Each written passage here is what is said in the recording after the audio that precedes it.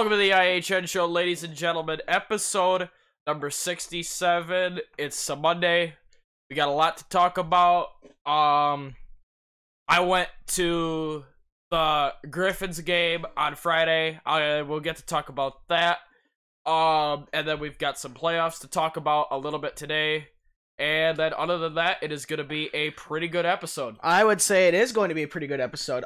We hope to have a full episode. I think we'll have a pretty full episode. If not, we'll probably do the classic where we're on over about 20 minutes, but hopefully we won't do that. Because now, me, who's actually trying to think, we had a show order, but now I put time restrictions on it. So hopefully we can blow through that. Of course, today it's going to be all dump right off the bat because we are going to skip IndyCar. I know all the fans out there are pissed. I'm sorry, there's nothing to report on, so I'm not gonna make a 8-minute segment on that. Yep. Sorry. I'd say there wasn't even a race either. Yeah, there wasn't a race.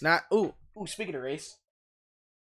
So we are gonna start off with, here is the next races. I still have to change the NASCAR one, but I can do that when we do Fun Fact, which is going to be in a few minutes. So we are gonna start with what track am I? And we have changed it to now we alternate back and forth who gets to guess. Last week, I guessed first, and now Andy guessed. So this, now, beginning of the week, I get to guess first. So, Andy, read off the question. All right. Got the timer ready. What track am I? Okay. I am, for my track today, a 1.2669 mile, 9-turn, I believe asphalt road course. Okay. 1.966 you said? 1.2669. Oh, okay. So 1.26. Yeah, about 9-turn.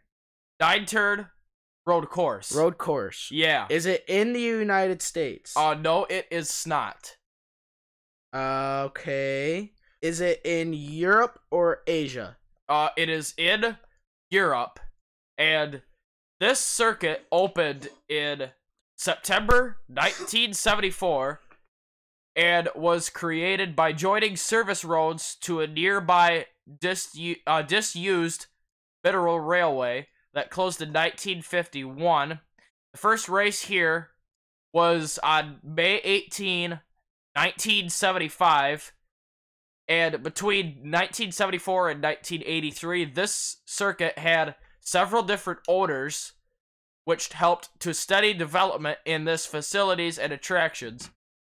Since the 1980s, this circuit is also a rallycross, which is having the race on a dirt part of this track.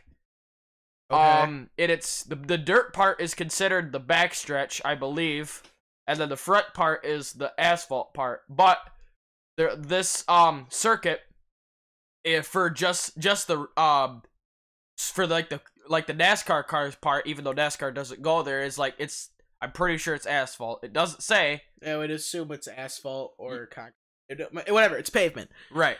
What country is it in? It is in the country of Scotland. Scotland, eh? Yep. The fastest lap was set by some girl named Heather Calder with a time of 41.88 seconds. Is it Brands Hatch? That is the incorrect answer. Oh, I thought it was a good answer. Oh. I think Brands Hatch is actually in England, not Scotland. Let me see here. How much time's left? 36 seconds. All right, you got to give me a rope bell trophy. Let me see here. Come on now. It's on the game of Project Cars 2. Not sponsored. I play that video game. That's where I got this track from. I don't have PS4, so. Formula 1 used to go there, I believe, back in the day. Some Volkswagen dirt cars and some Porsches used to go there, based on these pictures here. Is it like how many? I know I'm probably out of time, but I want this. I'm thinking of a track name, but I want to know if it's actually a good one. Is there different variations for the pavement section or no? Yeah. Just one different one, and that's it. Probably just adds like a chicane or something. Okay, so that throws a track. I was thinking of Silverstone, but no, good guess. I guess I'm out of time. I have no idea what it is then. The correct answer for what track am I in today's episode is Knock Hill Racing Circuit. Knock Hill. Yeah. That's a new one for me. Really? Yeah. Dang. It's not on the Forza. But it's on Project Cars 2. Right. So I may have heard that once before. Right. Right. Cuz like when you said 1.26, the first track that came to my mind when he said Europe, and then I said, is it in what country? You said Scotland. Brands Hatch came to my mind, but I didn't know if that was actually in Scotland or England, and I'm pretty sure it's in England. Yep.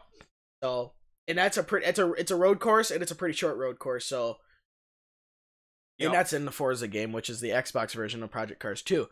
So, yep. Nice one though. I like that. You get a free dinger for that. That's nice. Broadening your horizons. Yep. Huh. Well, now you have Project. You have Project Cars 2, don't you? Yeah. All right, I'm gonna start looking through tracks on there. Nice. Oh crap. He's gonna go home and play the hell out of that game now. Yeah, start studying. Yeah. So, all right, I'm gonna start first. Oh, damn it! I'm gonna start first on fun fact. My fun fact is, the most expensive hockey team to go watch is, take a guess. The most expensive hockey team to go watch? Like in person. Really? Yes. What league? NHL. Okay. Obviously. Right. The most expensive team. Holy cow.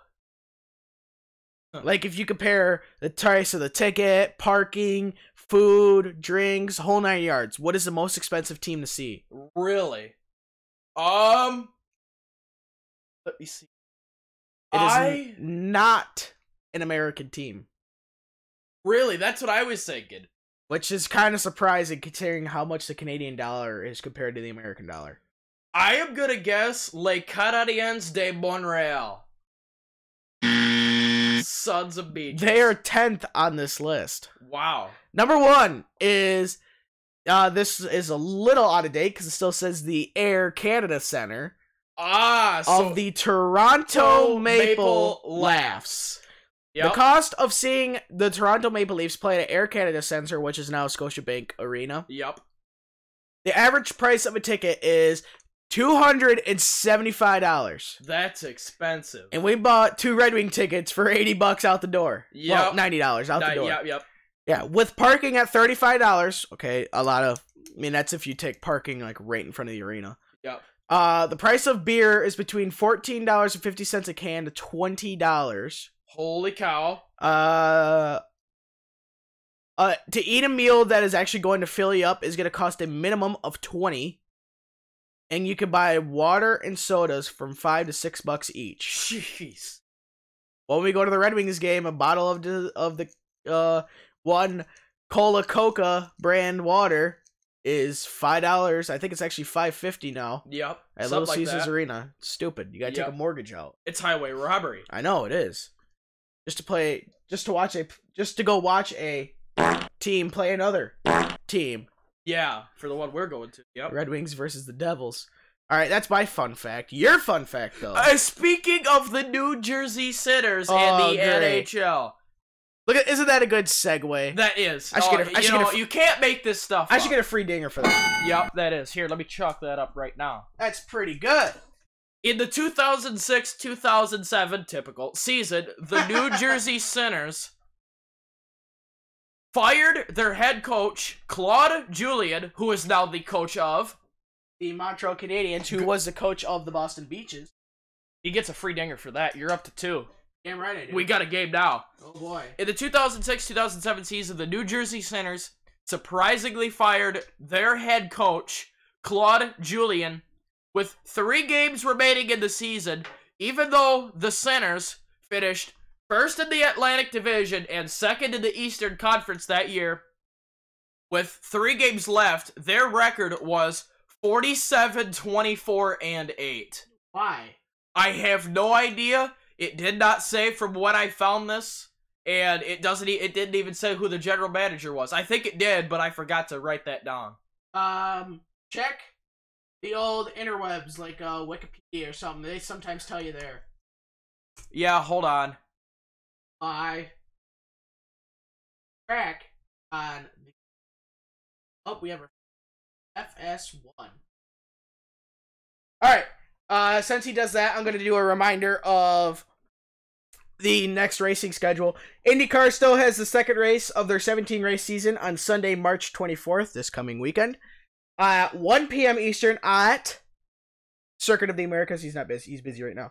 On NBCSN, NASCAR has their 6th race of their 36-point race season on Sunday, March 24th at 2 p.m. Eastern at Martinsville on FS1, also known as The Little Boy Network. The Little Boy Network. It's great, isn't it? Yep. The horror. So from what I found on this Wikipedia page, Okay, let me check. Let me look too. it says on April 2nd, the Devils surprisingly fired head coach Claude Julien with 3 games remaining in the season, despite a strong record of 47, 28, and 4. Lou Lamoriello, some Italian name like that, took over as coach afterwards. It didn't even say who the general manager was.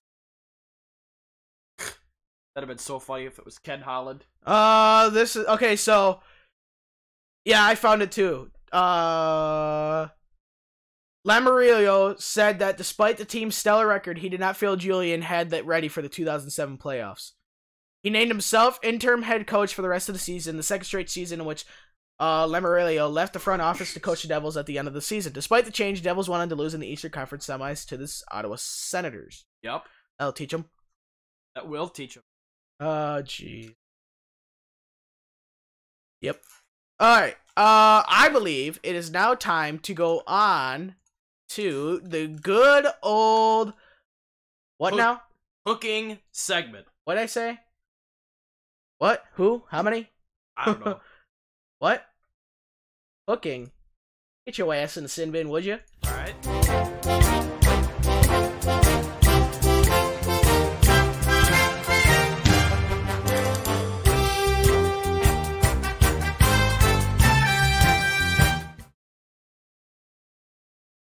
Alright, lead them off with scores, Ed.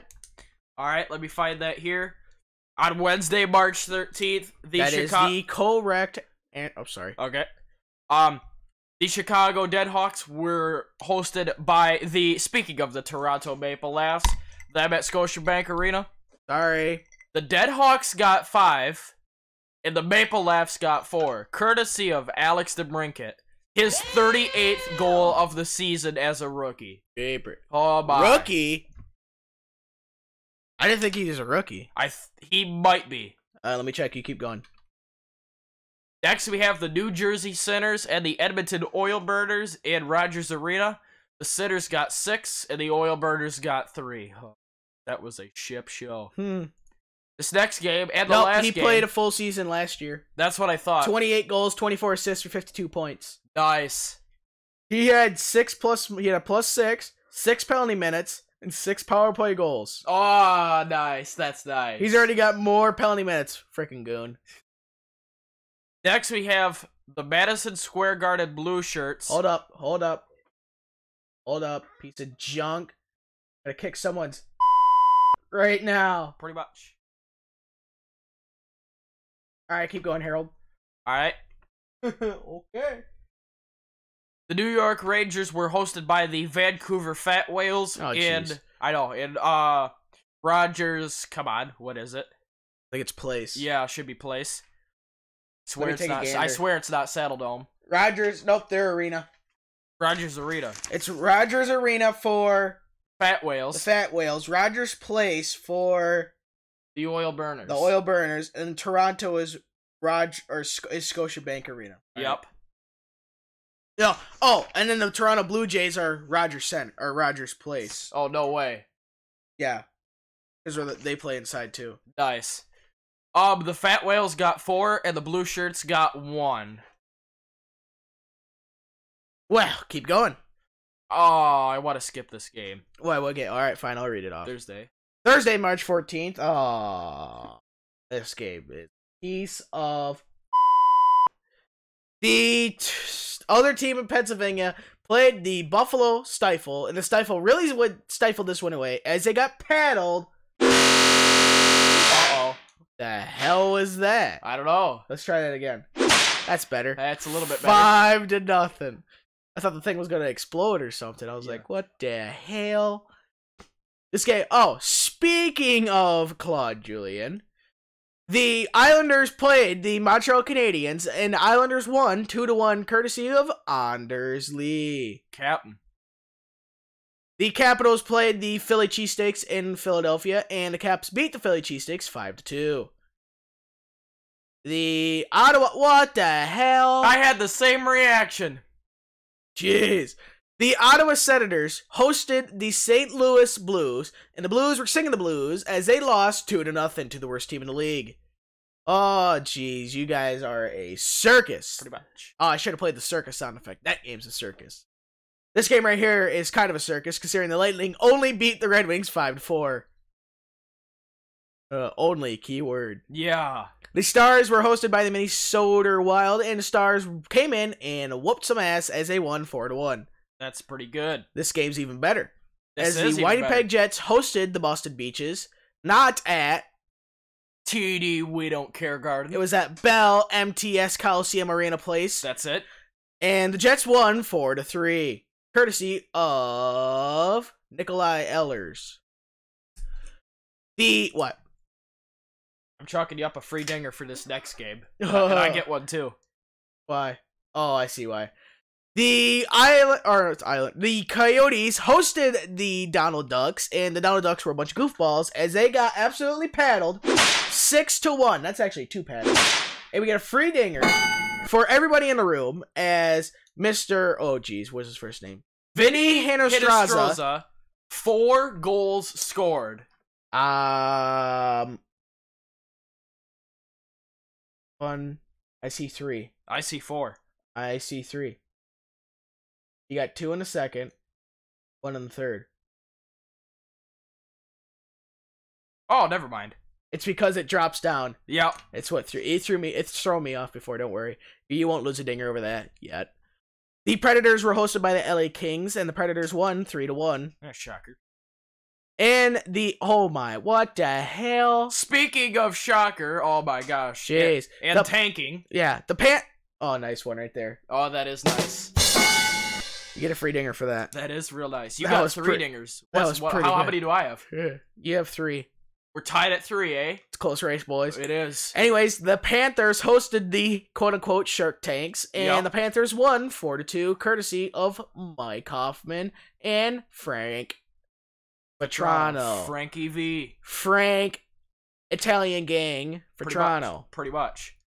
Next day, Friday, March 15th, this game right here is a circus. This is a circus, as the Philadelphia Cheesesteaks were hosted by the Maple Laughs, and the Maple Laughs and everybody in the game was laughing at this score because the Maple Laughs got 7. You heard that right, and the Cheesesteaks got 6. What in the Sam hell? No kidding. Damn! Chalk up a digger, we're tied at 4. Oh, jeez. Jake Van Riemsdyk hat-trick. Against his former team. Oh, don't you hate that? Yeah, oh my gosh. Dude, Toronto ought to be kicking themselves right about now. What a circus. Pretty much. Oh, Austin Matthews almost got one too. Yep, he dang near did. So did Jake Muzzin. Yep. Well, almost is only good enough for horse grenades and hand shoes.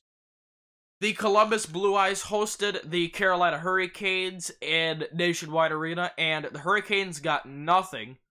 And the Jackets got 3, courtesy of Sergei Bobrovsky. Robbing everybody out here. Oh, this is a good game right here. Oh, this sucks. Oh, alright. Yeah. The Vegas Golden Knights were in American Airlines Center to be hosted by the Dallas Lone Stars. The Lone Stars got 1 goal, courtesy of Rupe Hintz. I'm telling you, man, young kid, he's gonna be a stud one day. And the Vegas Golden Knights got 2, courtesy of Max Pacioretty, and the game winner by Ryan Reeves. Marc-Andre McFleury only allowed 1 goal, so I guess it's alright. Now you get a free dinger, though. Max Pacioretty, his 22nd goal of the season. He's doing it right. He also scored 18 seconds into the game. Oh my gosh, what kind of that I hate. Oh, jeez. All right, next game. Next game, we have the Colorado Avalanche and the Mighty Quackers of Anaheim in Pepsi Center. The Avalanche got 3, and the Quackers got 5. Some way, somehow. Well, they're evenly matched teams. Yeah, Corey Perry got 2 goals. He almost got a hat trick. So did, yeah, never mind. Sorry. Next, oh, jeez. We have the Sizzlers and the Blue Shirts in Scotiabank Saddledome. Yeah, the Sizzlers really burnt down the house as they beat the Blue Shirts 5-1. Good lord. Matt Tkachuk, he almost got a hat trick. Yeah. Next we have... Hey, finally, an extra innings game. Yeah, the Sinners and the Fat Whales. In a shootout, the Sinners got 3 and the Fat Whales got 2. Nice. And Saturday, March 16th. Hey, this is pretty good. This is a pretty good game. The St. Louis Blues beat the other team in Pennsylvania 5-1. Oh, it's great. Courtesy of Jordan Binnington. Who's on whose fantasy? I don't know. Oh, over here, whoop your ass. Right about now. All right, this game's a circus. This game sucked. The Detroit Red Wings can't do anything right as they beat the New York Islanders in Little Caesars Arena, courtesy of Athanasiou's 2 goals, 2-1. What the? Oh, that's better. All right. Oh, jeez. All right, the Florida Panthers played the L.A. Booger Failures in Staples Center, and the Panthers won 4-3. Jeez. Oh, I saw somewhere that Huberdeau had 13 points in his last 4 games. Holy crap. Dude, tearing it up. Huh. Spoiler alert, he didn't even make 3 stars of the week. Oh, what a piece of... Don't you hate that? Yeah. The Winnipeg Jets played in a Battle of Canada versus the Calgary Flames. Oh, that is nice. What? Score. Why? Connor Hellebuck, only 1 goal allowed in the top team in the Western Conference. Who's on whose fantasy team? Don't care. And they played in Bell MTS Coliseum Place Arena. That's it. And the Jets won 2-1. Freaking nail biter. This game sucked. Yeah. Oh, of course, the Calgary's only goal came on a shorty. Yeah. What do you expect? No, this game's a circus. Oh, shit. The Boston Bruins played the Blue Jackets, and the Bruins won 2-1 in overtime. Courtesy of Brad. Oh, who cares? Brad the Fat Rat Marchand. I was going to skip that, but okay. The Chicago Blackhawks beat the Montreal Canadiens 2-0. Holy crap. Jeez. Corey Crawford coming in clutch, eh? Yeah, no kidding. Oh, this is an absolute circus of a game. This is a great game. The Ottawa Senators traveled to play the Maple Leafs, or hosted the Maple Leafs, and the Ottawa Senators got 6, and the Toronto Maple Leafs only got 2. That's a paddling if I've ever seen one. That's 2 paddlings, because you just lost to the worst team in the league. Good God. Jeez. Harry Harvey almost got a hattie. Yep. Alright, now we're getting back somewhere. The Tampa Bay Lightning, unsurprisingly, beat the Washington Capitals 6-3. Courtesy of Alex Killorn. Oh, that is nice. Who's on nobody's fantasy that I know of. Oh, we're going to draft him right now. Yep. The Carolina Hurricanes hosted the Buffalo Stifle, and Stifle, once again, stifled it away as the Hurricanes won 4-2. You bunch of jerks. The Minnesota, that's the other nickname for the Carolina now, the bunch of jerks. Nice. You know what I'm talking about? No. Okay, so John Cherry, he was talking about Carolina. You know how, like, whenever they win at home, they always do, like, some celebration thing? Yeah. Right, so John Terry was talking about how it's an embarrassment, and they called him a bunch of jerks. Well, now it's a PR thing, and they made shirts and stuff that's called Bunch of Jerks.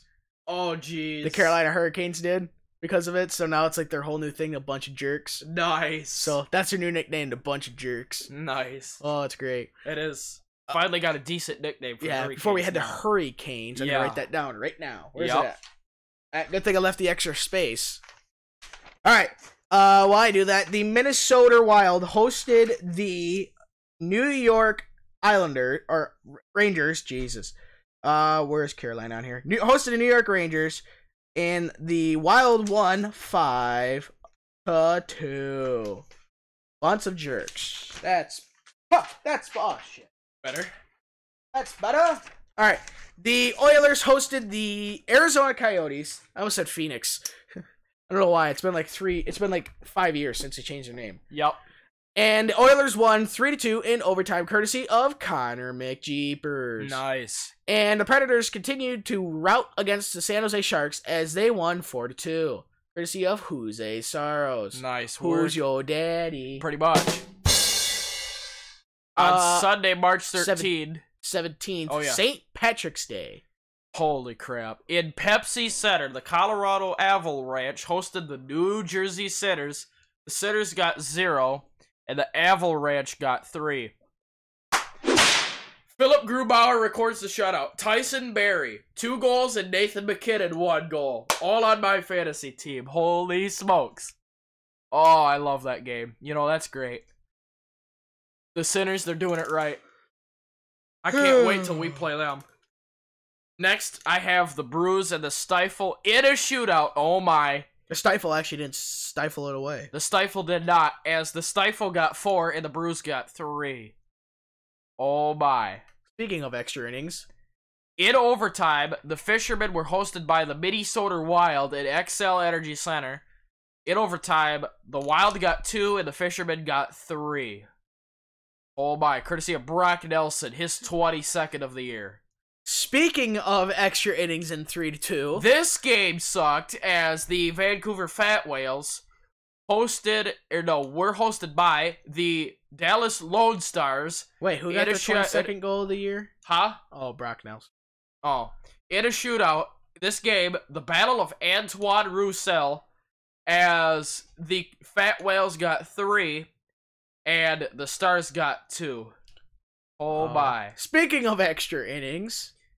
In the Battle of Pennsylvania, the other team in Dumpster Fire Center got 1, and the Cheesesteaks got 2 in overtime, courtesy of Sean Couturier. Oh boy. Carter Hart only allowed 1 goal. Hey, good for him. This young kid. You could have showed up about at the third period. You wouldn't have missed a thing. Yup. Exactly. Next we have... Didn't happen in the first 2 periods. Yup. The Florida Panthers were hosted by the Mighty Quackers of Anaheim in Honda Center. The Quackers got 3, and the Panthers got 2, courtesy of Jakob Silverberg. And this game was a circus, as the Oil Burners got 3 in T-Mobile Arena, and the Nightlights got 6. Jeepers. You get 2. I gotta find it, eh? Yep.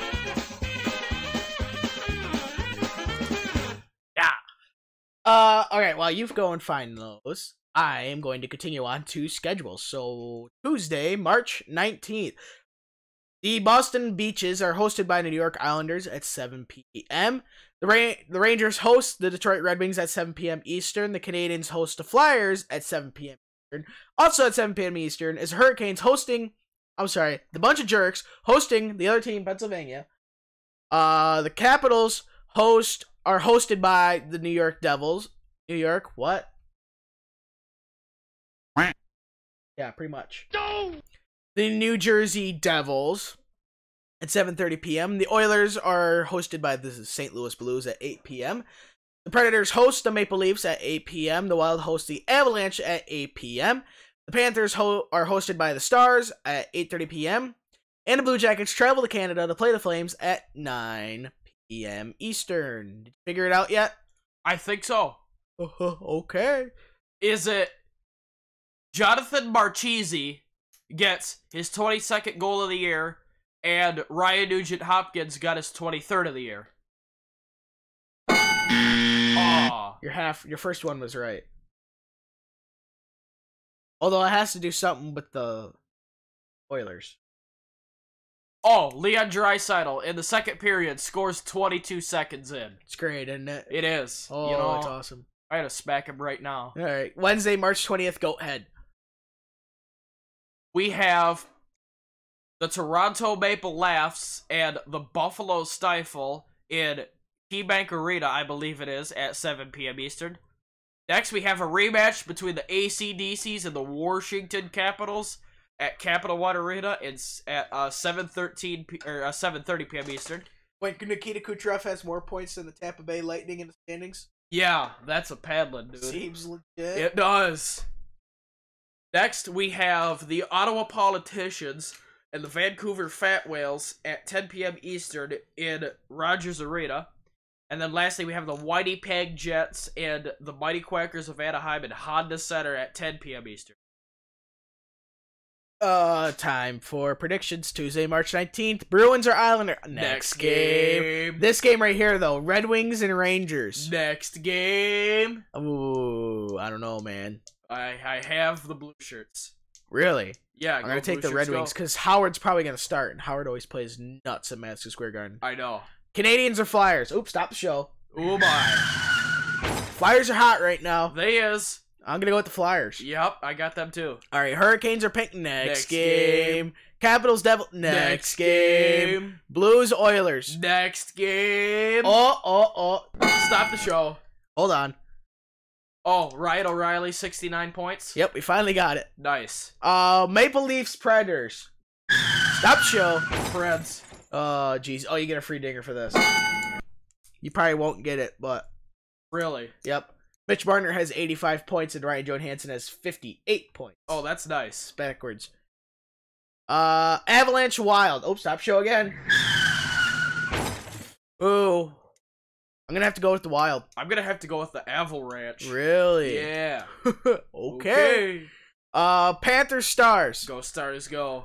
Blue Jackets, let's stop show again. Oh my. Oh boy, Johnny Hockey, 91 points. Bench warmer. Oh boy. I don't know. I have the Sizzlers. Really? Yeah. You want to let Siri decide or no? Yeah. All right. Time to get that stupid coin. All right. Who's top? Who's bottom? Yeah, good job. Who's head? Who's tails? Yeah. Columbus is heads. Calgary is tails. Okay. Hey, Siri. Yo, bitch. Flip a coin. I don't know how to respond to that. It says, hey Siri, yo bitch, flip a coin. I don't know how to respond to that. Flip the damn coin. Or have it roll underneath some bed so we can smack the flip dog a coin. for it. Heads. Blue Jackets it is. Alright, Flames it is. I just say she's always wrong, so Flames it is. I was right. Yep, alright. Maple Leaf Sabres. Next game. Oh, this is Wednesday, March 20th. Yeah. Lightning Cap. Stop show. Get the coin, please. Okay. Flip a coin. Tails. Lightning it is. AC/DC's it is. Shocker. Yep. Politicians, Canucks. Next game. I don't know about that. I have the wait a minute. I have the Senators. I have the Politicians. Yes, we need them to win. All right, Jets, Ducks. Next game. All right, that's the schedule. Time for your stuff. Go ahead. All right. Before we get into make it snappy. Make it snappy. All right. Before I get in to the segment of me talking about the Griffins game I went to, we're gonna do the Toledo Walleye first. Let me see here. So we got 3 games. On March 15th, Friday, in Huntington Center, the Walleye hosted the Kalamazoo Wings. The Wings got 3, and the Walleye got 4. On March 16th, on Saturday, in Huntington Center, they hosted the Wheeling Nailers, the other team in Pennsylvania's ECHL affiliate. The Nailers got 2, and the Walleye got 3. And then lastly, on Sunday, March 17, in Wings Event Center, the Walleye were hosted by the Wings in a rematch. The Wings got 2, and the Walleye got 1. Sucked. Alright, we're good there. See here? Now it's time to go to the Griffins here. Page load up.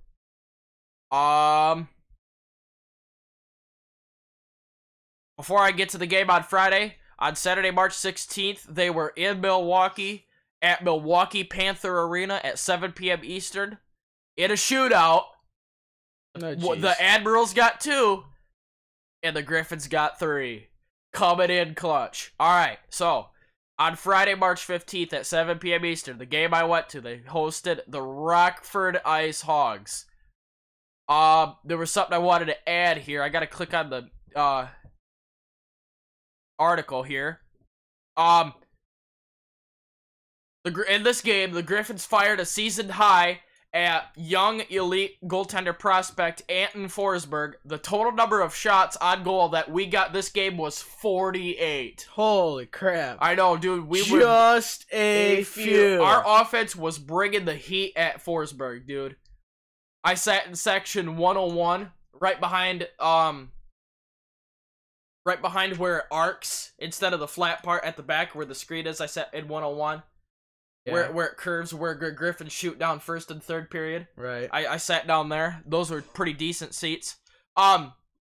It was during the third period, with about 10 minutes left, Turner Ellison scored to tie it at 2, and with about a minute, or no, not tie it at 2, to make it 2-3, and with a minute and a half left, it was still 2-3. We pulled our goalie and was bringing the heat with our offense. We got a few shots off and kept the puck in. And down to the last 15 seconds, one of our guys from the right winger who had a right-handed shot, I couldn't tell what it was, took a shot on Anton Forsberg. Forsberg made the initial stop, but somehow the puck squeezed in beneath the 5-hole. And the puck was rolling towards the goal, but at the last second, when the puck was on the line, everybody in this crowd jumped up and roared and thought it was in, but the defender grabbed it with a stick and cleared it into the other corner, and then we got one more shot off. Forsberg made the save. Their defense got it, cleared the puck, and that was the end of the game, 2-3 in regulation. We could not tie it, and at the end of the game, the refs looked and to see if that puck that squeezed by Forsberg 5-hole went in. And when they were done doing that, they said it was no goal. So we lost in regulation 2-3 on another heartbreaker. We've lost 3 heartbreakers in a row to the Ice Hogs, and are on course, if things go right, to face them in the first round of the playoffs. And oh my, that's going to be a show and a half. And then, dude, this is a free dinger right here, because it says Anton Forsberg saves the Rockford Ice Hogs as bacon. Why is that? Because of the end of the game and the end of the result, and for how good of a goaltender he was. So they saved he saved Rockford's bacon. If you get that pun there. So, let me see here. And then before we get into playoffs and news, like how they do t-shirts and they'd throw t-shirts into the audience or whatever. Well, guess who caught one? Yours truly, boys. Check this out. Not the shot. I know, I'm letting you see it first. I can see it in the camera.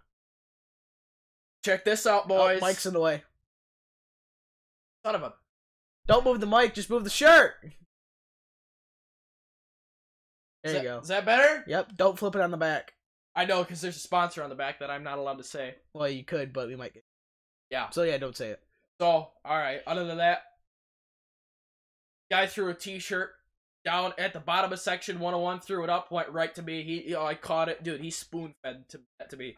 So I now have 3 Griffins t-shirts. I have one like this with the Calder Cup Champions 2017 on the bottom right here.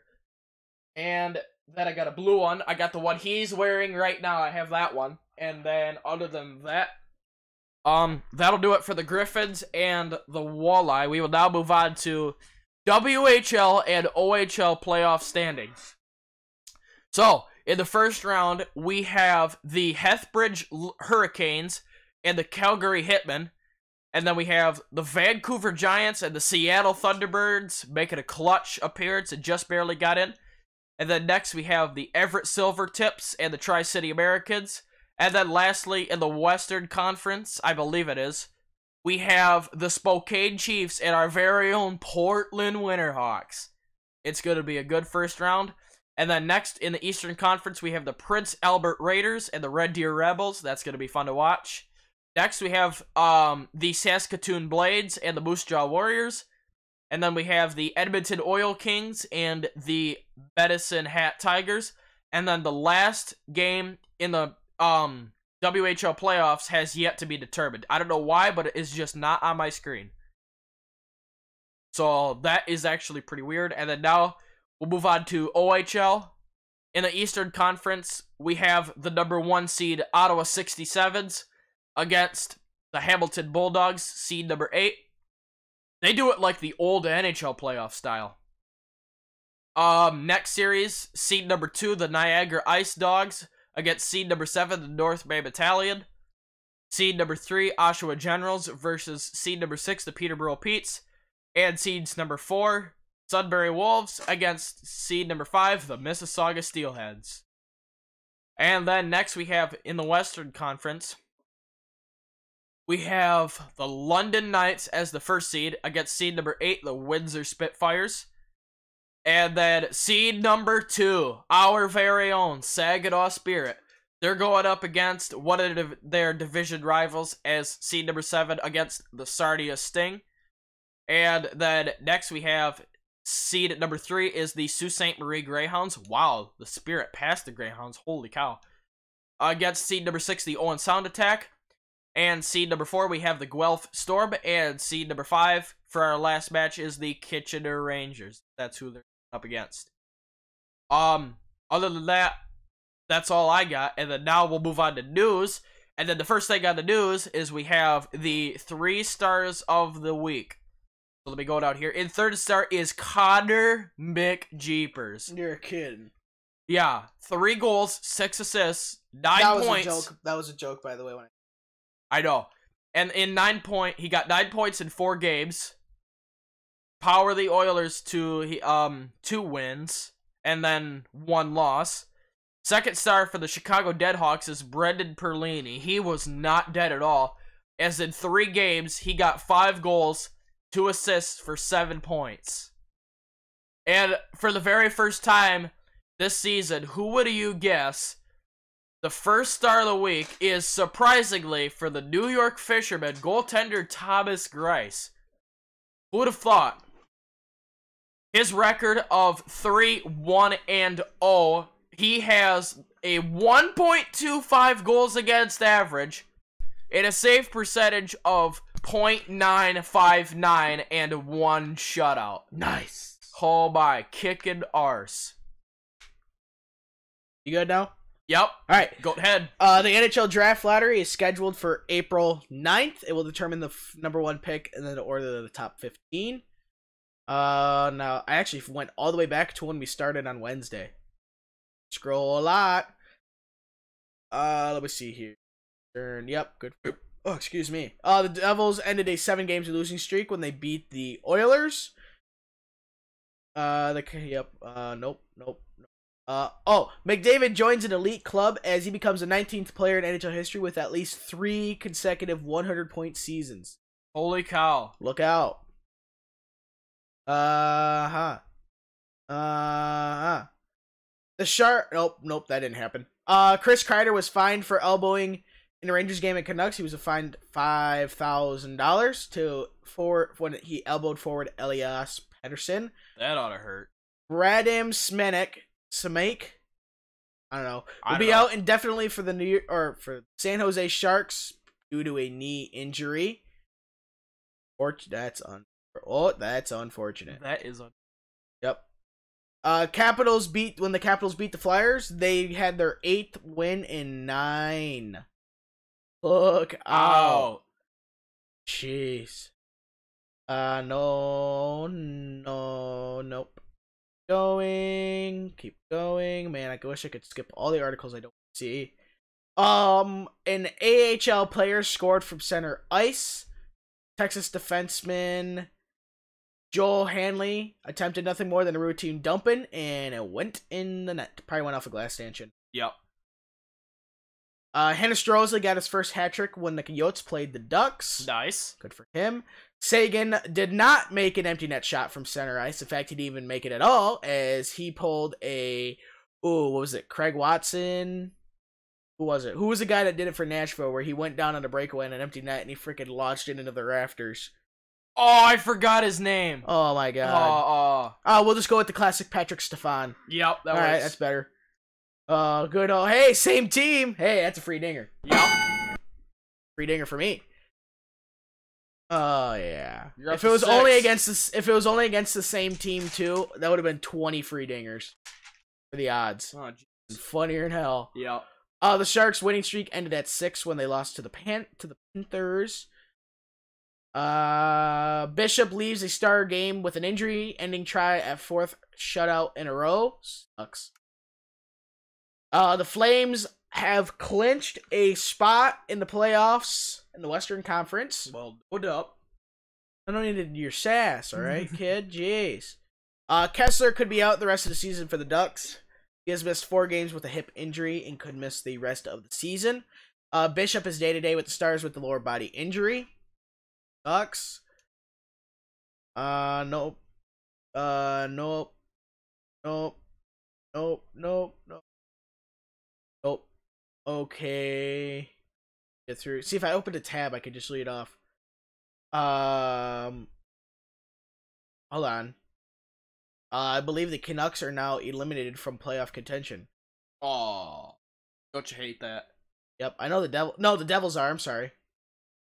Devils are eliminated from playoff contention mathematically. After going to the playoffs and getting a wild card spot last year, now look at them. Talk about going from the penthouse to the ship house. Yeah, no kidding. Boston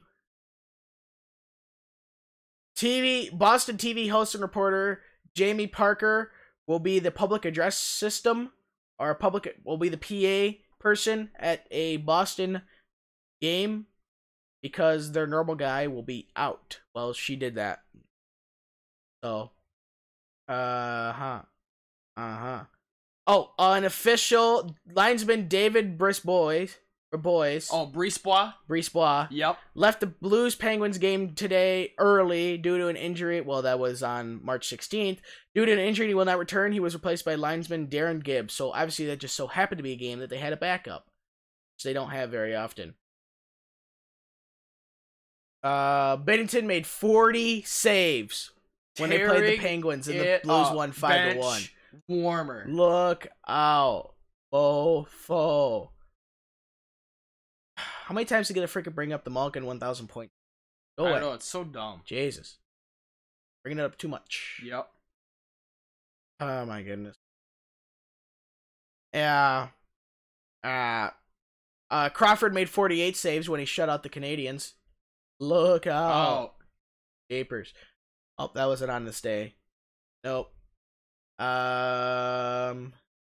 The Sharks, if they would have beat the Predators, would have clinched a playoff berth, but the Preds won. Oh, that didn't quite happen. Yep. The Lightning are the 12th team with 55 wins in one season. Holy cow. No shocker. There. Jeez, we are a circus, aren't Pretty we? much. Yeah.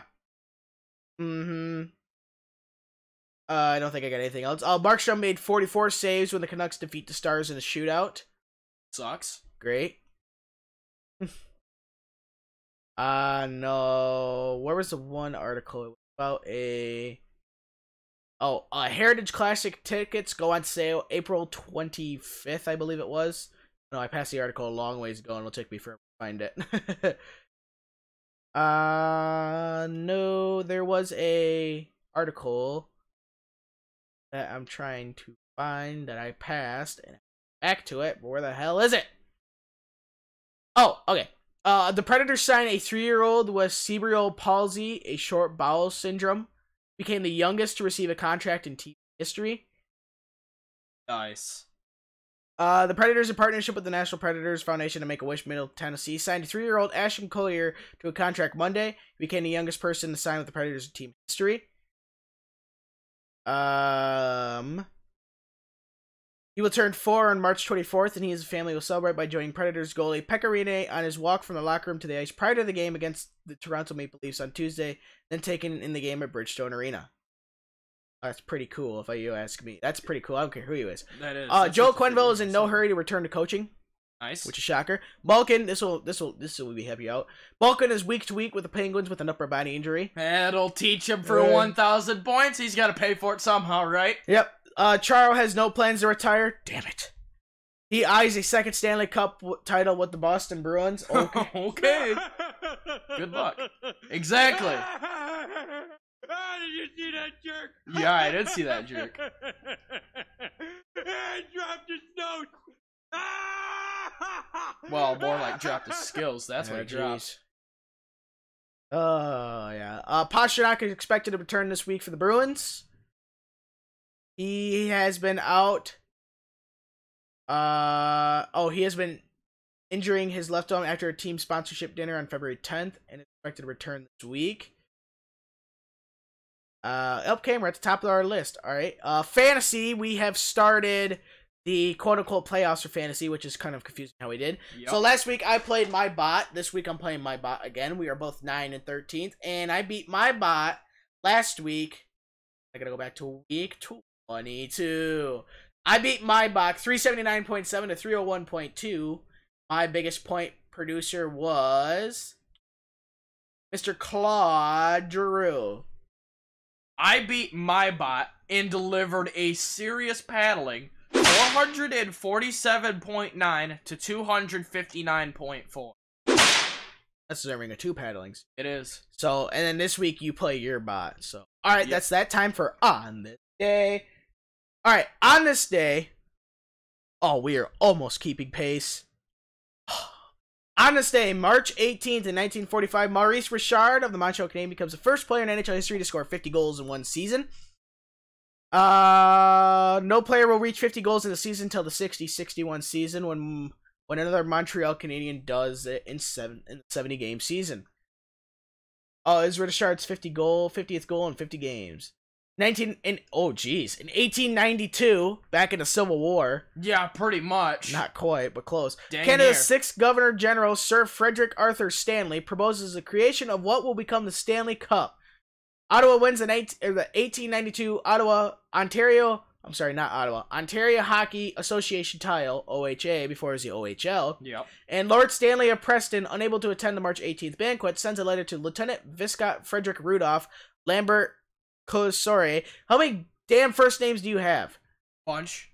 His aide de camp to read at the event. His proposal was met with tremendous positive reaction. The cup was awarded the first time a year later in 1893. Now we jump all the way to 1940 when the Blackhawks take the first chartered flight in NHL history when they fly to Toronto for the first round of the Stanley Cup playoffs against the Toronto Maple Leafs.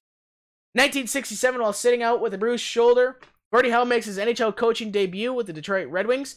Coach Sid Abel observes from the stands. Red Wing lose 5-3 to the Bruins at Olympia Stadium, and Howe returns to his regular role as right wing for the next game. In 1973, Bobby Orr scores a goal and has 2 assists to help the Bruins win 7-1 against the Atlanta Flames. The goal is 600th point of his career, and it comes in his 461st game. 1984, Phil Housley of the Sabres becomes the youngest defenseman in NHL history to score 30 goals in one season. 20-year-old gets number 30 when he scores 18:46 into the second period during a 4-3 loss to the Oilers. 1986, Gretzky becomes a 50-goal scorer for the 7th consecutive season. 1987, Mario Lemieux scores a goal and sets up 2 others in the Penguins' 5-4 win against the St. Louis Blues to reach the 100-point mark. He becomes the 4th player in NHL history to have 100 or more points in each of his first 3 seasons. 1996, Gretzky scores his 1,000th pro hockey goal, including NHL WHA regular season playoffs. The Blues' 3-1 road win against the LA Kings. He joins Howe and Bobby Hull in the 1,000 pro club. In 2000, Ray Bourque becomes the first defenseman in NHL history to score 400 goals in his career. Milestone comes when the Colorado Avalanche 4-3 loss to the visiting Detroit Red Wings. It is the 5th goal in 6 games for Bourque since he was traded to the Colorado Avalanche by the Bruins. In 2001, Brett Hull scores 3 goals for his first hat-trick as a member of the Dallas Stars in a 5-1 win against the Ottawa Senators. It is his 29th hat-trick of his career, breaking the family record of 28 set by his father. In 2002, the Carolina Hurricanes extend their NHL record by playing their 7th straight home tie. Sammy Kapanen scores with 10.4 seconds left in the 3rd period to give the Hurricanes a 1-1 tie against the visiting Canadiens. Last one. 2014, Henrik Lundqvist packs Mike Richter, become the winningest goalie in New York Rangers history. Lundqvist gets his 302nd NHL victory with the Rangers by making 36 saves in the New York's 8-4 win against the Ottawa Senators at Canadian Tire Center. Derek Brassard and Rick Nash each score twice for the Rangers. Okay, time for trivia. Finally, go ahead. All right, Japers. I've got a dang good trivia question. Better be. My trivia question, it's a little bit interesting. It is, who in the history of the NHL has the record for Actually, we're most... running 10 minutes early. You know what? Not trivia. We're running 10 minutes early. I forgot that because you had 10 minutes before. Really? Yes. All right. So we can do your game now. Nice. I forgot because I started 10 minutes before. So right now, instead of the 1 hour and 6 minute mark, we are actually at the 56-minute mark right now. So, we got 10 minutes to get through this. So we have until... Yeah, pretty much. We have 10 minutes to get through all 31 NHL teams of what my game is current NHL players in all 31 NHL teams that you would like to see their number get retired. We're going to start with Anaheim. Let's get right off the bat. For me, Getzlaf and Corey Perry. Has to be current players, non-long-term injury list, reserve. Or retired either. Right. Retired, because we say non-long-term IR because you'd have Henrik Zetterberg. Yep. So, okay, so for me, Corey Getzlaf and Corey Perry. Yeah. Is Corey there Perry anybody for sure. else? Not that I know of that's been with them for long enough. Right. Desert Dogs. Definitely Oliver Ekman-Larsson. Right, unless something really bad. Well, I would say Max Domi, but they retired his number, or not Max Domi. Shane Doan. Why did I say Max Domi? Shane Doan, but they just retired his number a couple years ago. Anybody else? Ekman-Larsson for sure. Yep. All right, moving on. If he stays with them the whole career. Yeah. The Boston Beaches. I have to be real and say Brad the Rat. Yep. Or Patrice Bergeron. I would say all three of those guys along with Chara, too. Who's the third? I only listed two. David Pasta Sauce. Oh, I didn't say Pasta Sauce. Oh, I would see all four of them guys getting retired. Yeah. Even Tuukka Rask, too. Yeah, I wouldn't want them to, but all right, moving on. Right. Well, retired part, I'd want them to. Number, not so much. The Buffalo Stifle. Rasmus Ristolainen, Rasmus Dahlin, and Jack Eichel. I wouldn't say Dahlin right now because it's only his first season, so he could be a bust. Right. But I'm going to say Jack Eichel for sure. Yep.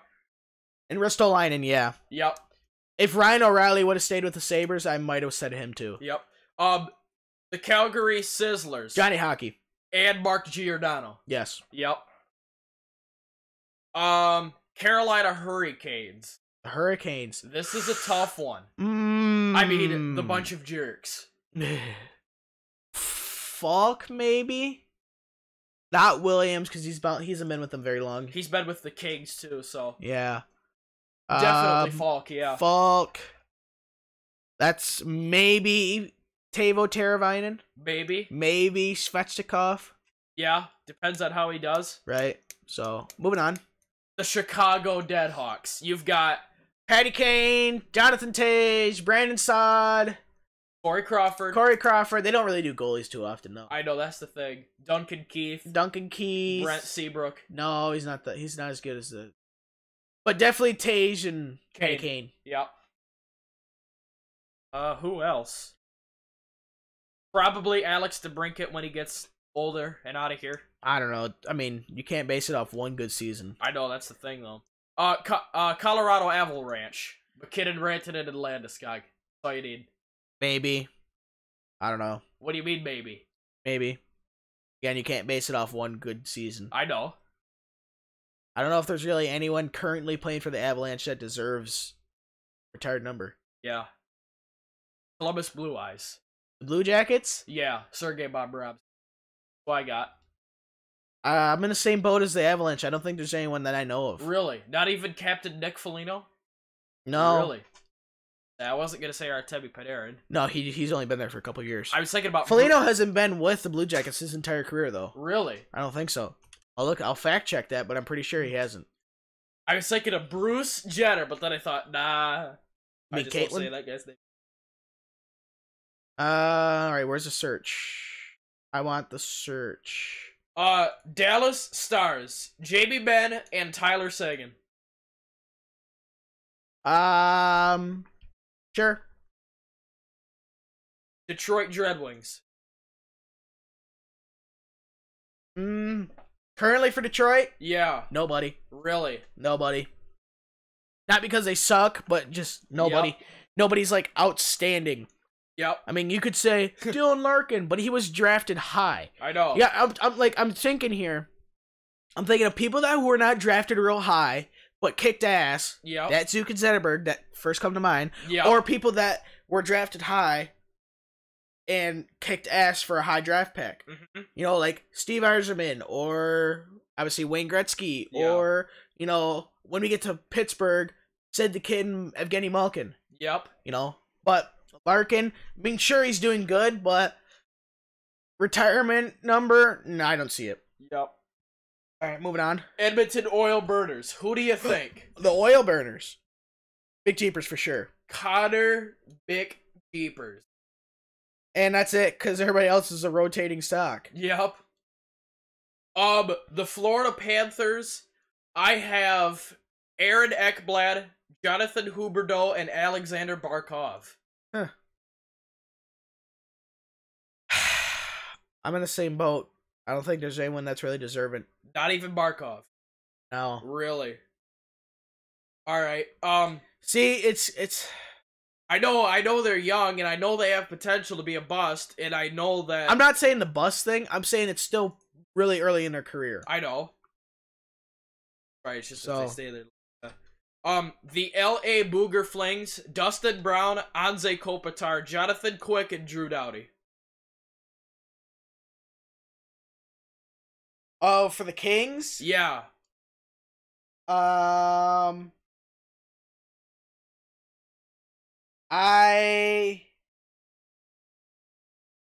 don't know. I'm kind of. I can see Kopitar. I can see Kopitar and definitely Drew Doughty, but Dustin Brown and Anze Kopitar, or no, Dustin Brown and Jonathan Quick are a maybe for me.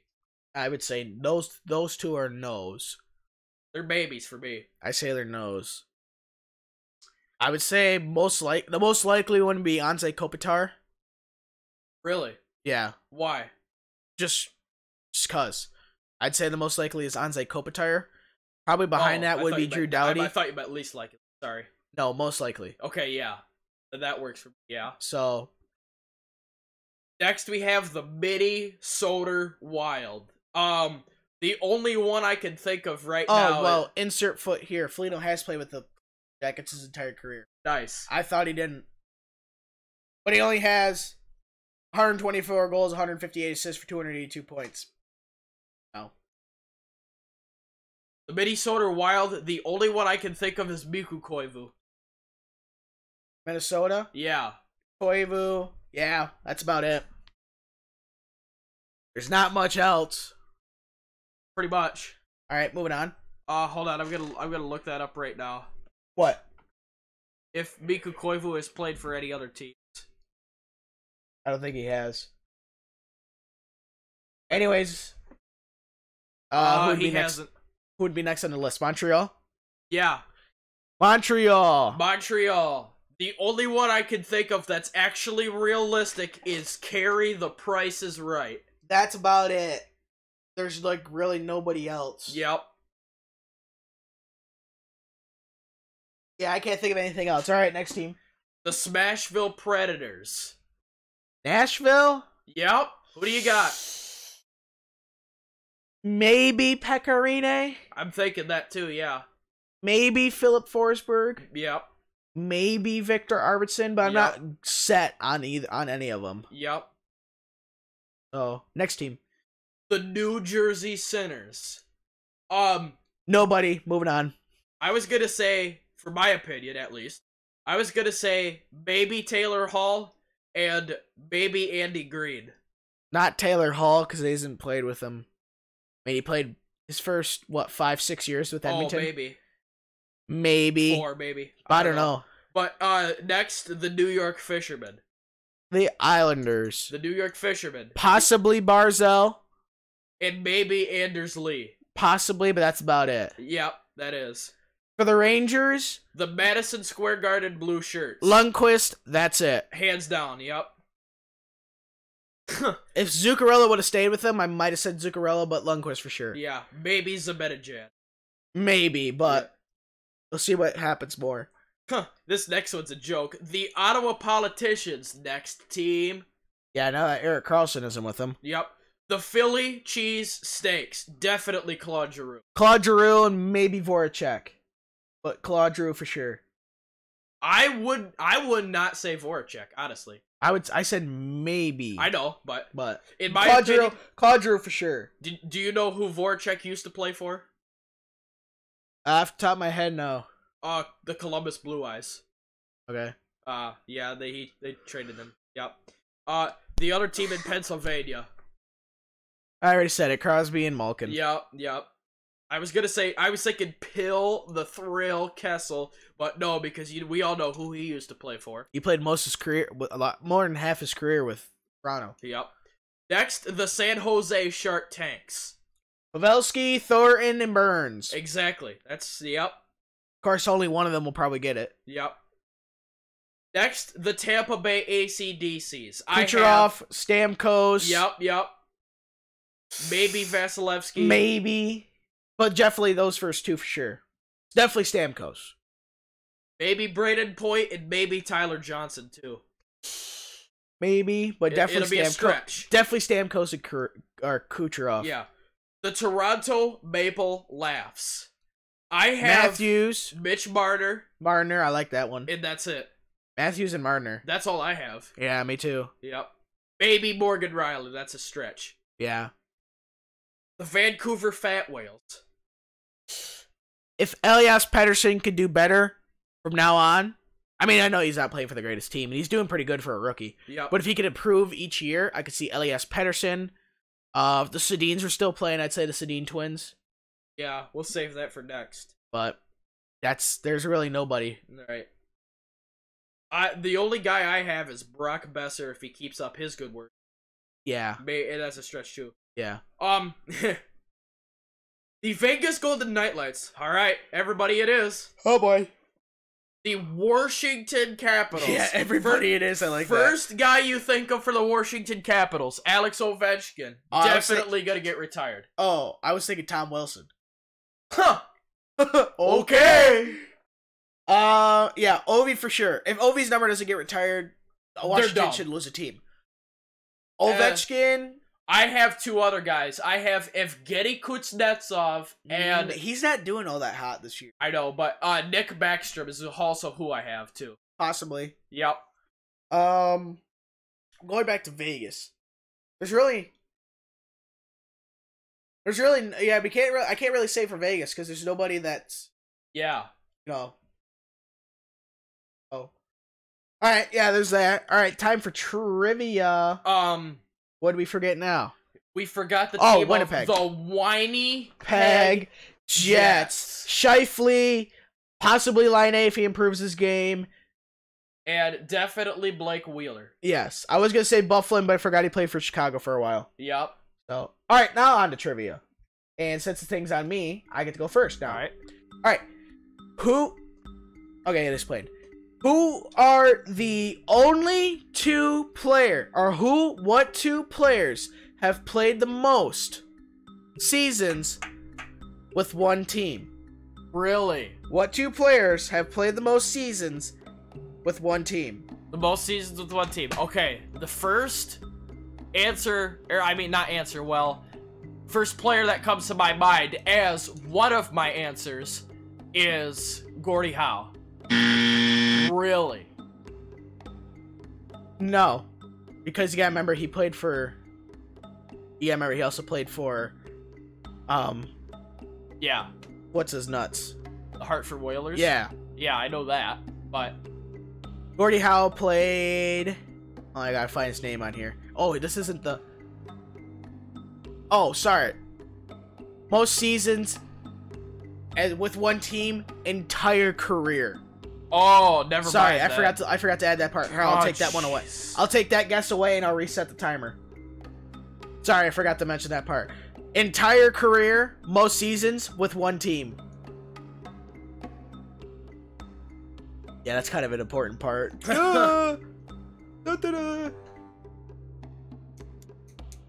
This is actually a really fun and enjoyable trivia question that I just happen to like. You get the whole sum of 1 free dinger, you're up to 7. Oh boy. 3 more and it's a new record. Keep it up. Yeah, you have a long ways to go. I You're like at this 10. trivia question a lot. I just kind of there's like two typed of it in, them. and I was like, hey. Does these two guys have the exact same number of seasons played by one or for one team in one career? Yes. Okay, Actually, yes, it's the they do. exact same number. Yes, they do. Okay. So. And it's in the 20s. It's in the 20s. That's what I figured. Yep. What's the first time that comes to mind when you think of in the 20s? When I think of the 20s, Yeah. high in the 20s, What is the first number that comes to your mind when you think of the 20s? like, geez, 20. Yeah. That's the number of seasons. Oh, no way. Yeah, that's why They're doing when I it saw right. when I saw that, I'm like, I'm for sure doing this question. Yep. I don't care if he even knows I'm doing this question, so you get a free dinner for that. 22. You Seasons. know, my favorite number. One is for Detroit and one is for Chicago. Oh, my. I figured they were originals. And they're both retired, obviously. Yeah, Well, duh! pretty much. They have both been retired.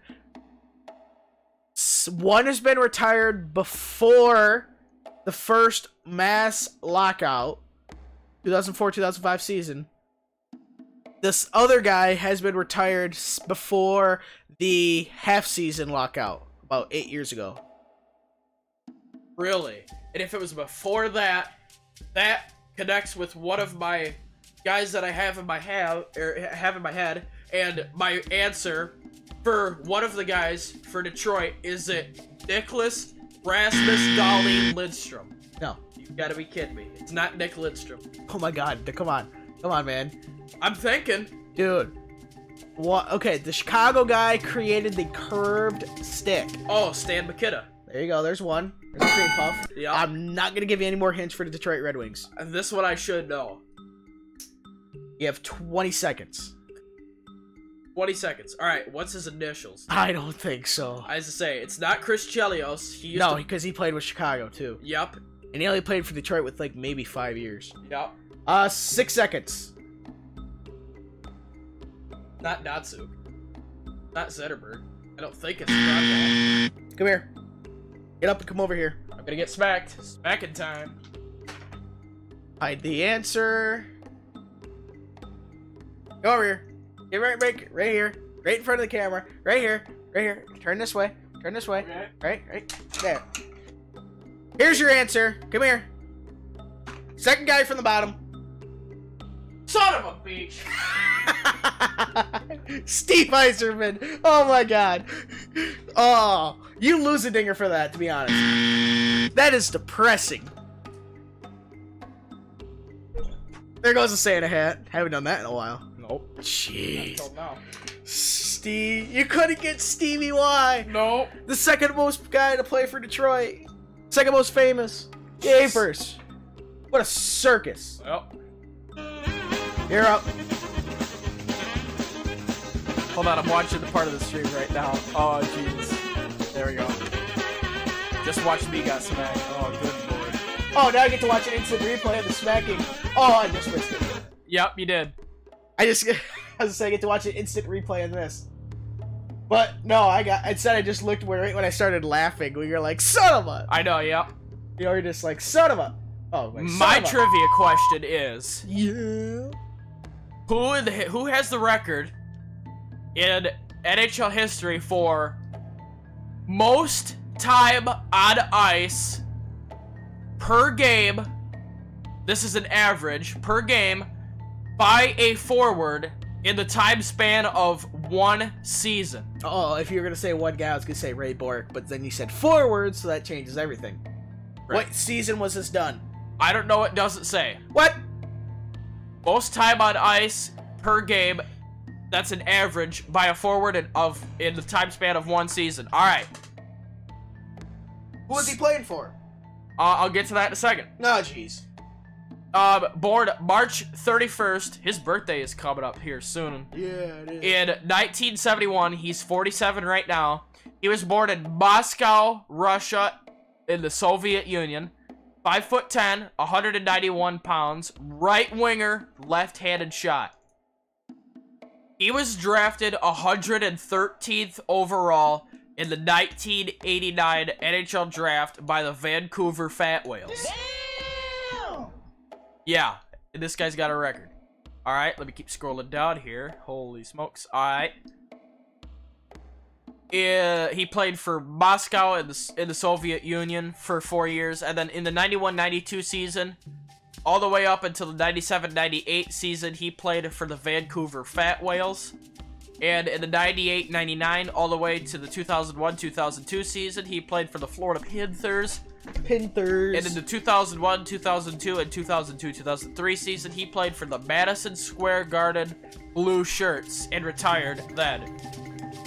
Very famous dude and well known for Vancouver. 702 games, 779 points. I don't know. Really? When did he retire? You said I missed that. The 2002-2003 season with the Madison Square Garden Blue Shirts. With a minute and 5 seconds left. Excuse me. He was the assistant captain for the Vancouver Fat Whales, and his famous number is the famous number of 10. That should be a little bit. 10, assistant captain for the Vancouver Fat Whales.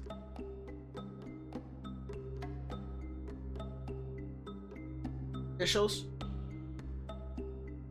I'm gonna wait 10 seconds here. His initials are a little bit of a giveaway. Good. Come on. His initials is PB. Oh, Pavel Bure. That's it. I thought he wore number 13. No, he was number 10. I was thinking Pavel Bure, but then you said number 10. I was like, oh, he's in the he wore number 13. And then I pushed him on, and then you said PB. I was like, oh, it is Pavel Bure. Yeah, I thought he wore the number 13. Whoops. Yeah, Pavel Bure as the first line right winger, left-handed shot. I don't know what season, but he has the record for the most time on ice per game by a forward in the time span of one season. That is an average of 26 minutes and 52 seconds. Damn. I know. Almost 27 minutes a game by a first-line right winger. Yeah, no kidding. That is insane. Oh, okay. Well, I believe it is now time to move on to the segment of Gonna Watch the NASCAR. That's right. That is absolutely right, mofo.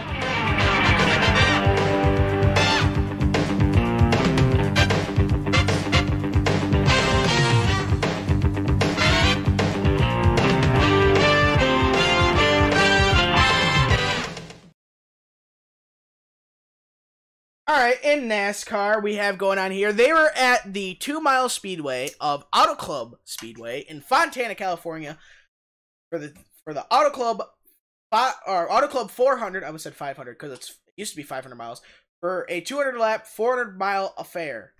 But they were all single. Oh my, is that nice? But they were at least all single file. Yep. Still giving you one. That's all right, nice. Your pole sitter was Austin Dillon, as there was a fiasco in qualifying. So what NASCAR does for qualifying, they do group qualifying, right? Yep. All right, at least not at, they don't at Talladega and Daytona, because that is a wreck fest. Yep. So they do group qualifying, and you don't, with the current rules package, you don't want to be the first guy out.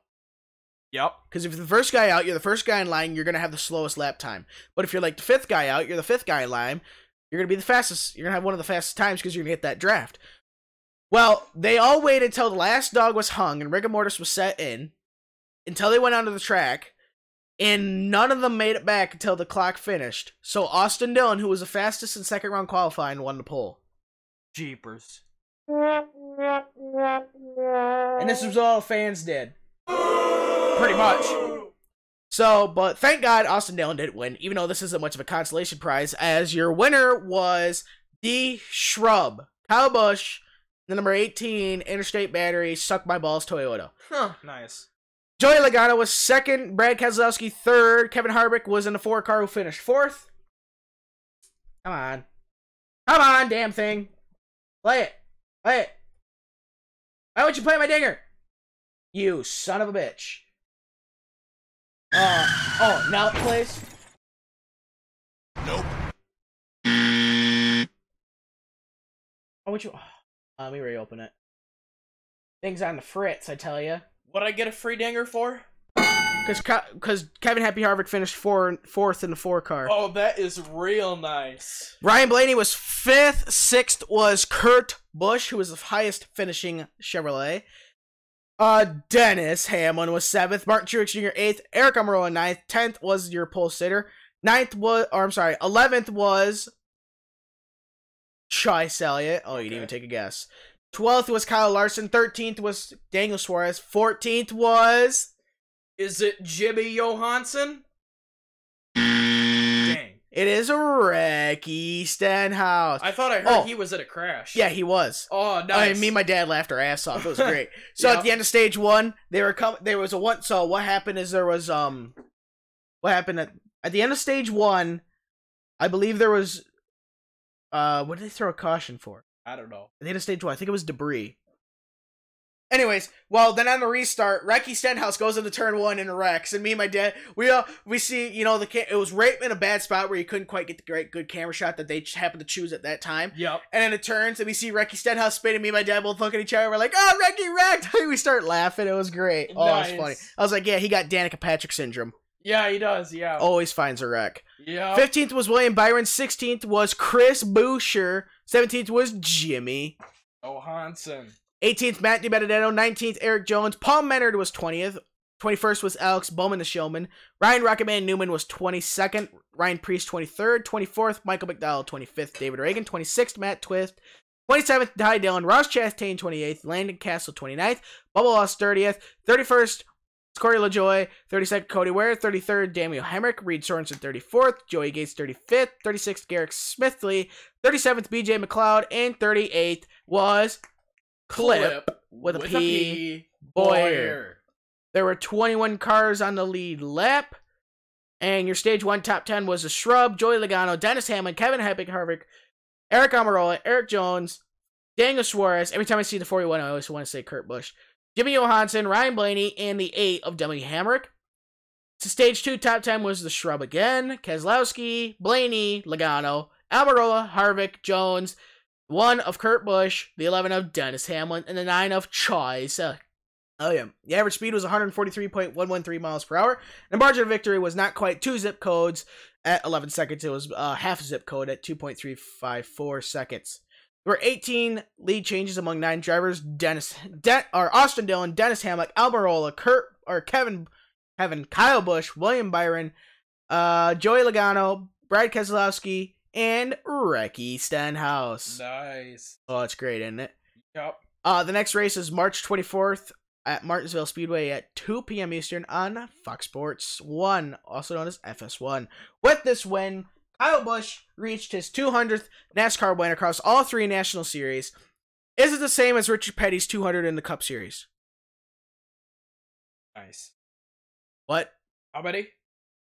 Pay attention, would you? Okay. Kyle Busch reached his 200th win in all 3 of the NASCAR top 3 series.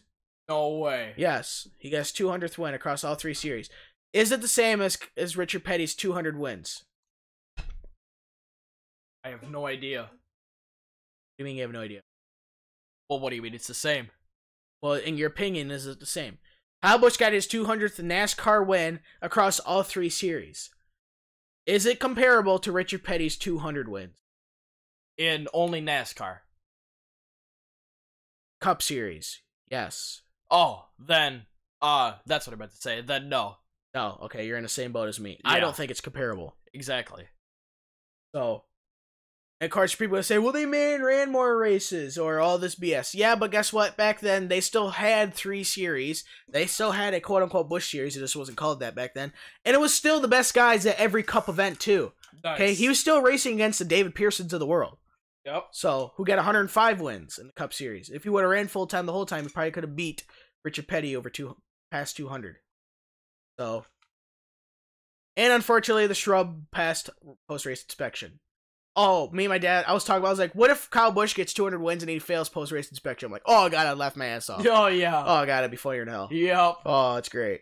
But it's not, so, because it didn't. So, damn it. All right. Other NASCAR news is, well, it's not much other than,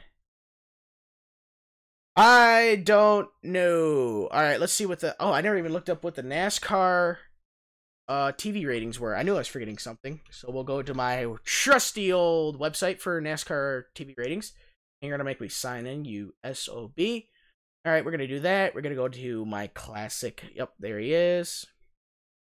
All right, and let's see what Mr. Adam Stern has to say about the NASCAR TV ratings, because he always posts them. All right, now I just got to scroll down and find the damn things. Jesus, criminy Niplin. Let me go to his actual tweets. All right. I will be a monkey's uncle. Fox TV earned a 2.5 overnight rating from yesterday's Auto Club 400, up 4% from last year's 2.4. Holy cow. Once again, ladies and gentlemen, we have officially hit rock bottom. You could not do any worse, apparently. Yep. Oh, you should have seen the stands yesterday. It was absolutely horrendous. Oh, geez. I mean, they were empty. You thought Michigan was an empty race. Woo! Yep. I tell you what. What? No, that's it. Yeah, So, exactly. All right, that's about it for NASCAR. Reminder. Yeah, I'll do that later. All right, time for who had that number. Go ahead. All right, by who had that number? Yes, ma'am.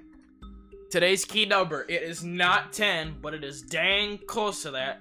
My key number is the number 12. Okay. Ryan Blaney. That's it. All right. Who had the number 12 in the 2006-2007 season for the New Jersey Sinners? Number 12. Jason Arnett. No, I'm just kidding. Okay, you're double that. I don't know. I'll give you some. This guy, born January 18, 1979 in Rochester, New York, home of the Americans. He is 40 right now.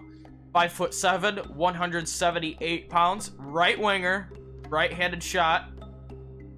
He was drafted 82nd overall in the 98 NHL draft by the Sinners.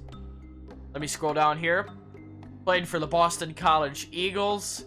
And in the 2001-2002 season, all the way to the 2008-2009 season, he played for the New Jersey Sinners. I believe he was the assistant captain. Pretty sure. 2009-2010, all the way until the 2013-2014 season, he played with Les Canadiens de Montréal. And then in the 2014-15 season, all the way to the 17-18 season, he played with the Buffalo Stifle. And in the 17-18 season, he played one game with the Rochester Americans and got a goal. And in the 2017-2018 season, he was traded to the Boston Beaches, played 20 games there, got 7 points, and retired. So he is recently retired. What year did you say? 2017? 17-18 season, retired with the Boston Beaches. Okay. I should know who it is. He has 1,026 NHL games played, 595 points, 377 penalty minutes.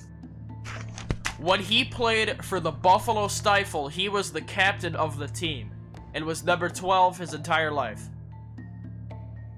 Okay. My God, why am I drawing a blank? So he played for New Jersey in the 2006-7 season, correct? Yup. It's a number 12. Yup. He said he was number 12 his entire career? Yup. And was the assistant captain of the Sinners during his time there. Okay. He retired last season. He retired on September 24, 2018. And he... Oh, so he retired just the beginning of this season. Yeah. And revealed that he is going to join the Buffalo Stifle as a development coach. Come on, I should know that. We covered him then. I know. He's married. He's got 3 children. What's the last name? A last name would be a giveaway. Oh. He has your time just ran out. What's his initials? I didn't even get a chance for initials. I wasn't gonna give you initials. I was gonna tell you that he has a brother named Steven who plays for the Bridgeport Sound Tigers. Hell, like I would know that. The correct. I don't know. Let's go with.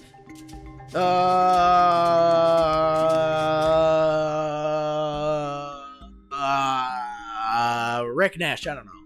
That is the incorrect answer. I know it was. I just threw out a name. The correct answer is Brian Giunta. Saw. Aw. Damn, that was a good one. Piece of monkey. Piece of monkey. This He's game. right, Brian Giunta. Son of a bitch. Here, just go over there and throw me back the Santa hat if you want to. A lot of work. I know it is. Alright, time for my who had that number. Who drove the number 1 for 16 races in the 2001 through the 2002 season? Is it Jamie McFlurry? 2001, 2002. You're a little ahead of your time. Really? Yeah. For 16 races. Yeah, I remember McFlurry drove the 26 for a while. I remember that. Yeah. Oh, right. He drove the car in absence for Steve Park. I was gonna say if it was Steve Hint. Park or not. But it's not. No. From the Darlington race of the the Bojangles Southern 500 through the Atlanta race in the 2002 season, which was the fourth race of that season. So he drove for 16 races from Darlington race 25 through race 4 of the 2002 season. He has drove a multitude of other race cars, Okay. different numbers, a whole ballpark of things. He did not get any wins, except he did win the pole at Rockingham, race 33, and then finished second in that race. It was a Chevrolet at the time. In fact, I think it's always been a Chevrolet. Nope, it's been a Pontiac and then a Ford, and then an Oldsmobile. Then it jumped around all over the place. Did he race full-time in a season before? I'd have to fact check that. Let me fact check that right now. He is currently 65 years old. He'll turn 66 later this year. Full-time. Yeah. From, here's your big hit, St. Louis, Missouri. That's where he's from? Yes, he drove a full season in 6 years of his 20-year Cup career. What number was he then? Oh god, this wasn't in a row. These were different years. Oh. But let's go in the 2003 season, he drove the number 23. 45 left. Which season did he drive full-time, and what was his number? Or what was the latest season he drove full-time, and what was his number? 2003. Really? Yeah, that was the latest season he drove full-time for the number 23. 23. You gotta be kidding me. I'm not gonna know this. In 2008, he drove 2 races for Furniture Row in the 87, and then the 00 at Buckshot Jones for Mikey Waltrip Racing. He does a lot of dirt racing, and he used to be an analyst for Fox. Really? Yep. Get 10 seconds left. Is it Joe Nemechek? Dang it. That'd be the 01. Aw. On time. Oh, I just got the answer once I heard the buzzer go off. Well, give it to me, and I might For give my it to third and final guess. It was actually your second. Is it Yeah. David Rudeman? You've got to be kidding me. The correct answer is Kenny Wallace. Kiss my arse. Oh, it's great, isn't it? You know, so done with this BS right about now. Oh, hey, that's what you get for doing frickin' Brian Giunta to me, you little asshole. Great. Jesus. Alright. Let me see what I got here. Let me get to my little outro BS. Well, thank you very much for watching this episode of the IHN show. Let me get off the trivia thing because I don't want to listen to that anymore. Thank you very much for watching this episode of the IHN show. We certainly hope you enjoyed. If you did enjoy it, please like down below if you're watching this on YouTube. And then subscribe to our channel so we up to date new video releases. And hit the little bell icon. I just saw the replay of you throwing a Santa hat. For some reason, it just started to make me laugh. And hit the little bell icon so you be notified when we upload a new episode. If you would like to download our podcast, you can go to Apple Podcasts. If you have an Apple, or you could have, or if you have Android, you can download the Podbean app and download it via that. Just type in IHN Show. If you'd like to follow us on Twitter, our Twitter handle is @IHN Show. Because shockingly, nobody has taken that. If you'd like to help us make the show better and easier for us to produce, and in turn be more productive, please support us on Patreon. Link to that down below. If you'd like to contact the show other than in the live stream comments, it is IHNShow@gmail.com. It will be in the description and on the outro screen, along with our link to our Patreon page. If you'd like to start a conversation in the comments, live or after, please do so. We just request there is no mean or vulgar language. Just use common sense before you type. Okay. I was just about to get to that. Racism, politics, and sexism is not allowed. Just use common sense before you type. We're all here for good fun. Alright. Oh, son of a... We forgot to update fantasy for NASCAR. Oh, jeez. It was sitting right in front of me. Alright, so while we do that little circus... This week, they were at Fontana, like I said, and to review, I picked Jimmy Johansson. Andy picked Eric Almirola. Rich, my Fager, picked Kyle Larson. And Mitt, his dad, picked Martin Truex Jr. I got 1 point stage 1 for 1 point. I'm at a total of 16 points. Andy got 1 point stage 1 and stage 2 for a total of 2 at 21 points. Mitt got 0 points along with Rich. He got 0 points. Mitt's at 21 points and Rich is at 7 points. Why not be wondering, Andy and Mitt are both at 21 points. Who gets to pick first? Well, we go back to that rule of whoever finished the worst in the last race. Martin Truex Jr. 5th, 8th. And I would not be lying if Eric Almirola finished in 9th. Because he did. Yep. If I'm lying, I'm dying. Yeah. So Andy gets to pick before his dad. His dad has to pick last at Martinsville. So go my dad, Richie Rich, me, Andy, and then Baseball Mitt. Yep. So, oh geez, all by one position. Oh, son of a nutcracker. Alright. White flags in the air. You got anything to add? Yeah, stupid game. Stupid Steve Eiserman, stupid Kenny Wallace, gonna whoop some pretty much. So, yeah. IndyCar on Sunday, this Sunday, March 24th, 1 p.m. at Coda and NBCSN.